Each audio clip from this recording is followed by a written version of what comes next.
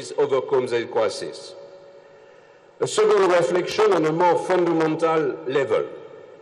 In Africa, democracy, seen as a product of the West, has been placed in opposition to social progress and justice. But what do we remark today? That the wave of growth crossing the continent is not incompatible with democracy, and that the two often go together. The observation also applies to South Africa. Multiracial democracy has not brought the country to chaos and ruin. You know this very well here in Nigeria, now classed as the leading economic power on the continent. The correlation is even noticeable in countries which have just emerged from a period of crisis thanks to free election. The rapid progress visible over the last few years by the Ivory Coast bears witness to this phenomenon. Why is this the case? If a formal democracy with irreproachable constitution and institution is accompanied by transparent economic rules, by a system of justice in working order, and respected by a state that fights against corruption, then the climate for investment will be considered favorable and capital and projects will arrive. One particular difficulty, however, absent from Europe, confronts a large number of African economies, how to ensure the management, both efficient and just, of the natural resource, especially oil, gas, and mineral, that form the continent's wealth. This debate is extremely relevant and sharp today in South Africa. The subject should not be underestimated. The suspicion that the elite is confiscating national resources is a poison for democracy. It saps confidence, not only on human beings, but also in institutions and the social system. It can encourage ideological choices that are economically non-viable, such as nationalization. One last reflection. A market economy does not impose itself from the top. Neither does democracy. We should not keep our eyes locked onto the workings of central institutions, government or parliament. Democracy begins first and foremost within political formation. Their credibility depends on the transparency of their organization and the respect of their militants. Only they have the legitimacy to freely choose, through primary election, if necessary, their candidate for electoral processes. Democracy is also local to begin with. You are mayor, then a member of parliament, and then minister. I myself owe everything to a French department, the Sarthe, where I was county councillor before becoming member of parliament and mayor. Everything begins at local level. Democracy is learned there. Citizens pledge their competence and devotion to their fellows, and confidence is born. The dynamic of the African continent's urbanization is dazing.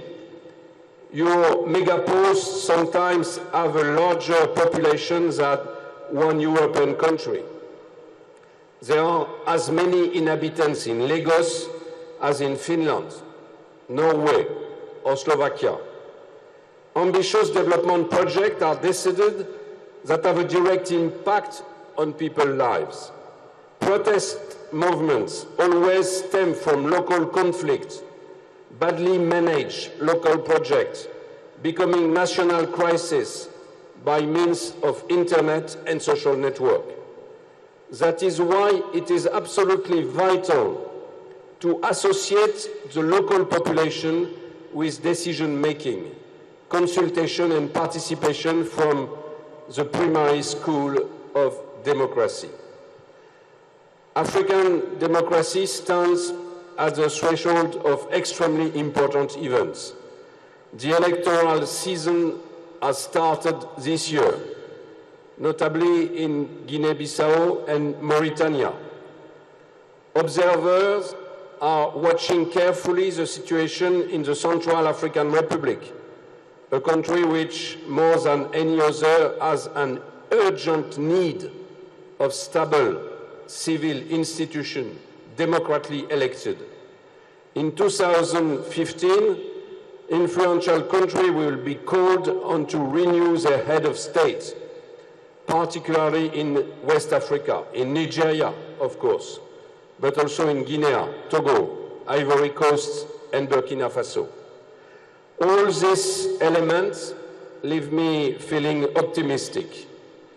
Africa is following her own way, making a synthesis of her own history and that of her partners in the developed and emergent world. She is inventing new models under the pressure of a globalization which is not only economic, but also political and cultural. Along this road, Africa is confronted with the obstacle of terrorism, which is more often than not the violent manifestation of a refusal of democracy, human rights, and sexual equality. This terrorism is a serious threat for the African continent, whose institutions are still fragile and unable to survive violent and arbitrary attack. The kidnapping of young girls here in Nigeria symbolize this unspeakable brutality. It poses a threat to all democracies, and we owe each other mutual help and assistance. But in no way can the fight against terrorists, be the pretext or opportunity for the West to impose its model. Each people must follow its own path. I am honored to have had this opportunity here today of expressing my confidence as a European observer. Thank you very much.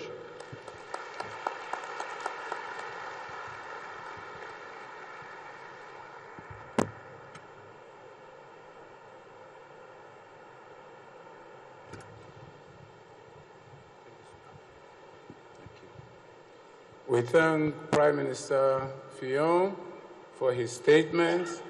He reminds us about the importance of having transparent economic rules if we are to sustain the economic reforms and developments on the African continent. But these should go also with consolidating democratic governance, not just at federal or state level, but also at local, village, city, and community levels. And also, he cautions about the dangers to democracy presented by terrorism, and we have seen that in West Africa, in Sahel, in Mali, and of course here in Nigeria, how we need to all unite to stamp this threat out. And also, he warns about the importance of ensuring credible, transparent elections this year and next year in West Africa in particular. There's some very important elections coming up. He names them in a number of countries, starting here in Nigeria, in Cote d'Ivoire,